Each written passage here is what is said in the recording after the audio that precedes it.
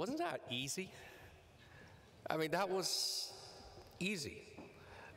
And what was interesting about this was that you actually managed to tell the story to the person next to you. Did you not? You tried, and you told it to the person next to you. And then the person next to you actually also had the courage to tell you the same story. And you were able to correct each other just a little bit. And then when we had the volunteers coming up here, the 6 of them, they were all excited to tell the story. And it was pretty accurate, wasn't it? And you found this is not a Sunday school story. This is a story with some level of accuracy. Could you imagine if you were able to retell and retell the story in the marketplace, in the spheres of government, business, education, arts and entertainment, media, family and religion, the 7 different spheres, and discover that stories actually work in every one of these spheres? Did you notice that Bramwell actually debriefed them with 5 very simple questions? You know what they are. What did you like about the story? What didn't you like about the story? What did you learn about the characters in the story? What did you learn about God? How would you apply this for yourself? Stories is one of the means that we could reach into the villages, into the cities, into the global cities, into the spheres that we work in. We can enable people in the church to be greatly effective right where they are in the marketplace. I would like to point you to the question that we have on the PowerPoint, which states, question number 1, how have you missed using morality as a strategy in your ministry, or in your church, or in your denomination, or in your workplace?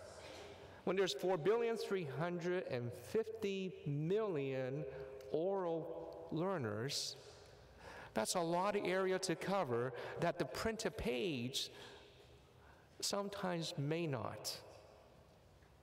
Will you get into your table groups and discuss together, how have you missed using orality as a strategy, and talk about that? Will you?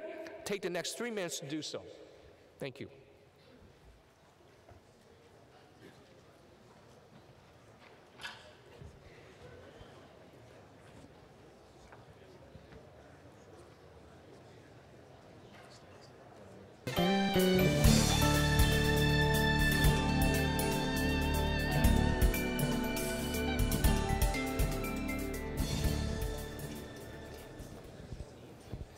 Okay, brothers and sisters, we have 4 roving mics in the audience, and what we would like to do is for you to share some of your thoughts on how have you missed using orality as a strategy in your workplace, in your ministry, in your denomination, or in your church. Any volunteers? Right here, Samuel. We shared in our group how so much focus has been on teaching people to read and write, and that doesn't necessarily pass on new information to them. It only gives them ability to read and write, but they don't take in new information they can transform into their life. Wonderful. By the way, we are all for literacy, but we just realized that when we pass information along, which might not be effective, and we want to think about how to become more effective. So thank you for that. Anyone else? I think she's said some of the things I wanted to say, that we are moving more into the ability to read and interpret books, especially in Bible colleges, the ability to read the Bible and apply the biblical interpretation principle. But in our culture, there used to be the culture of storytelling, gathering around bonfires, telling stories, but that is diminishing because we are moving towards having a book, put it before you, and read it. Right. Wonderful. I really appreciate that. We appreciate the fact that literacy is important, but we want to be able to be effective. And what we're also discovering is that there is a culture that we want to redeem, which is the culture that you know well of storytelling. Could you imagine what it would be like in this century if we redeemed and renewed the oral learning system and place it right side by side with the literate learning system, so that culture, that storytelling is important to pass on information meaningfully, would actually stay strong. Okay, anyone else? I delayed getting involved for a long time because I was already competent and could communicate with lots of people. And it wasn't until I started failing to reach some people that I realized I needed to change and do storytelling. Thank you. Thank you. One more strategy in the toolbox for her. Yes, please.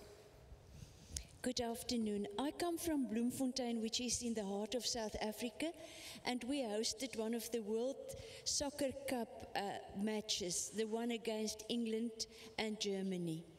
And at that occasion, there was a church team that distributed tracts about the prodigal son. We went into the inner city and we had this mission field on our doorstep. And we handed out tracts. And I wish we had known this beforehand. Thank you. Well, thank you for that testimony. Tom, over here, what did you, go ahead. I think the thing that struck me is that it's not only about literacy, but about a style of learning that is conveyed by what you've shared with us today. So I feel like it's an area where we have imposed one particular form, linear learning through reading, as a missionary strategy, to the detriment of the way that 2/3 of the world really learns and partakes, imbibes values through story and the retelling of story and applying wisdom. Well, thank you. Thank you. We're certainly not here to impose anything, but thank you for thinking about and the possibility of rediscovering, redeeming, and renewing the oral learning system alongside our literate learning system. Last person here. I work in India in a tribal group. We have 14 tribal groups in Orissa, and none of them have the scriptures. So we did implement this program, and one IMS missionary, Sivraj, has had very good effect. He has had 20, 30, 40, and there are 4, 5 churches in the last 2 years because of the system. I came here to find whether there's any more methodologies that I can learn, which I can use when I go back home. So thank you, and I'm really thrilled that we are using this and God is helping us. Well, thank you so much for the affirmation. That is wonderful. And by the way, we do have other strategies which will be featured in the dialogue session at 4 o'clock today, room 1.62. And tomorrow afternoon at room 1.62, we will have music. And 2.46, we will have arts. And so we would reintroduce that to you a little bit later, but you certainly are welcome to look at what other tools for your strategy box that you could carry away. We look forward to serving you that way. May I go on to the second question, which is this: what must you do differently?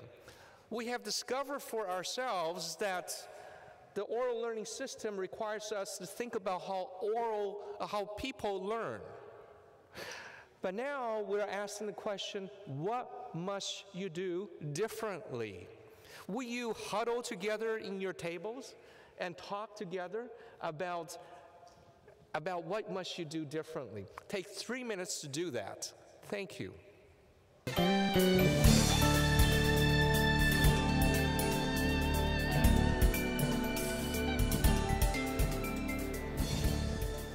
All right. As you have so far discovered this afternoon, that for 1,350,000,000 oral learners, it's not just an issue of literacy or illiteracy. It's actually, there are people in the world who really prefers to learn in an oral manner. And so as we want to be effective, we want to be rediscovering, redeeming, and renewing an oral learning system, we might have to think about things a little bit differently. Around your table, you have huddled together to ask about question 2. What must you do differently? Could we hear some reports from table of some ideas you have explored, and maybe you could share that with us? Anyone? Tom? The greatest example of oral communication is when God said, "Let there be light." And for me, that is what it's by saying so, he conveyed his heart, his emotion, his power, all inclusive. It was just more personal. More personal. Thank you for that. Thank you for sharing. There's somebody down there, but as Tom goes over there, anyone who would like to share, what must you do differently? Yes, sir. Grant? Yes. I'm thinking about probably when we go back, we need to restructure the way we preach. It's true that we may continue to do what we are doing in certain places, but when we are in a context where that kind of preaching will not go, we need to restructure it. At times it could be a dialogue form of preaching. Then you share with the people, they can respond, and I think everybody will learn very good lessons from it. Well, thank you. A restructuring or doing things very differently. Wow, that's radical. It might be revolutionary. Over here, Tom, all the way to the other side, please. What we were looking at is that in our training situations, we usually focus on the teacher's notes or the capacity or the gift of the instructor or the pastor, and that is the central part of our passing on information. What has been beautiful this afternoon is seeing the centrality of the Word. Didn't begin with anything else. Tell a story, retell it, ask some questions, and we were looking at how we could incorporate that in our context in every time we come together. And I think this will result in not depending on one or two gifted orators, but everyone participating in a communal learning as the people of God in dialoguing around the stories of God. Wonderful, thank you. The whole idea that the community reestablish itself. There is dialogue and conversation going on about the Word of God. And that story, the centrality of the Word, is the focus. Wonderful. Thank you for that. There's just somebody else. Yes, sir. Yeah. We also discovered that it's easier to transmit the message using the language through which you learned. So I'm from Mozambique. All what we learn, we use Portuguese, and it's easy to use Portuguese to transmit what I learned. So we think if we could introduce the vernacular languages in our colleges so that the preachers or the evangelists will use the vernaculars to use as oral language. Thank you. Thank you. Appreciate that. Anyone? Let me go over to this side of the room. Grant, you have someone over there. Please share with us.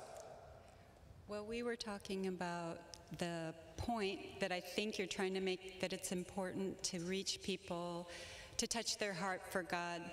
So it's important to know your audience. Like, we have a man that's a pastor of 3,000 people, and you can't sit around in dialogue on a Sunday morning, but he uses visual aids, like he has somebody paint, and another brother mentioned using media, film, that kind of thing. So you want to know what you're doing and why, and work to touch their heart.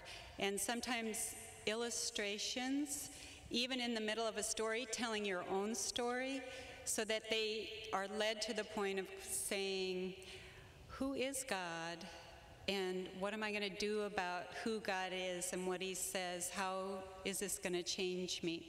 So we need to become students of the heart if we want to communicate and touch people for Jesus. Thank you. We need to become student of the heart and become very learner-centric and focused. Allow me to move over this side. Steve, you have someone over there? In our group, we just mentioned the problem that we sometimes have in churches of gossip, because it's stories which just keep on going. And we thought about, wouldn't it be great to gossip the gospel of Jesus Christ?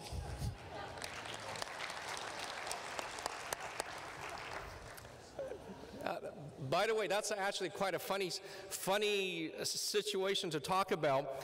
Let me give you just a little side comment. A lot of times people say, oh, you tell stories. Wouldn't it be like a gossip in that you would start with one and you end up with a totally different story? But do you remember in those games, how did you play it? You would whisper it into the next person's ear. And the next person would whisper into the next person's ear. You never know who corrupted the story. What did we do here? We told the story openly. And there were enough in the correction process that you realize this is open, accountable, transparent telling of the story. What are the chances that stories get really corrupted like that? So therefore, yes, these are very different ways of thinking about storytelling. And by the way, in this great continent, many of the stories are told openly, and the community comes together and tell the story and correct the story together. And the story remains accurate. Somebody over here, yes. Yeah, it's been my that's weird. It's been my observation that across this evangelical conference, we've talked a lot about the Gospel of St. Paul, and in this storytelling, it seems to me that we're going to hear the gospel of not only the death and resurrection of Jesus, but the life of Jesus, that our gospel will be renewed as the gospel of the incarnation of Jesus. Yes, you're absolutely right. The incarnational effect and telling that story is very important. By the way, recently if I could give a very quick example, I was riding in the back of a taxi, and there was a man who was driving, and he was a Somalian, and I found out that he was from Somalia, so I started asking him if he would like to listen to the story from creation to church. He looked at me. I said, it's only going to be about 8 minutes. And as I told the story, he was driving on the highway, looking at the rearview mirror, bopping his head like this. I told about Abraham, he nodded. I told about Isaiah, he nodded. When it came to Jesus, he was looking and cringing and wasn't quite sure. And he said to me, he says, you know, I don't know my Quran well enough to argue with you, but I like the story that you have told. It's interesting to watch how people respond to stories. And I was able to very specifically ask them, what did you think about God in this story? What did you think about Jesus in this story? Pointing them back. And so the incarnational effect of the story and the telling help people to look at the story, and that's what we discuss. Anyone else? This is the last one comment. Grant over there. Okay. Thank you so much. I'm an old man and I have been grown up after the Second World War. We had not any kind of electricity, any kind of published material, but we had very special old mothers and fathers and special personalities who had really very creditable personalities and who shared the gospel for us. As I mentioned, there wasn't any kind of electricity, nothing at all. But this kind of persons, really, so they carried the Lord Jesus Christ in their hearts. And as they began to tell the story, so the Lord himself appeared for us as a living person. We are very grateful for that. Naturally, we are amazing, and we wish to use all the blessings of the technique of the today, but we may not be limited and may not be just lamed because we wouldn't have that. We have to have good hope to sit down. I'm working with gypsies together, and naturally sometimes in a very simple circumstances, we have to and may sit down with a good hope that when we open our hearts and mind, the Lord could share the message, and he gives life for the words and for the message what we wish to share for these dear people around us. Thank you so much.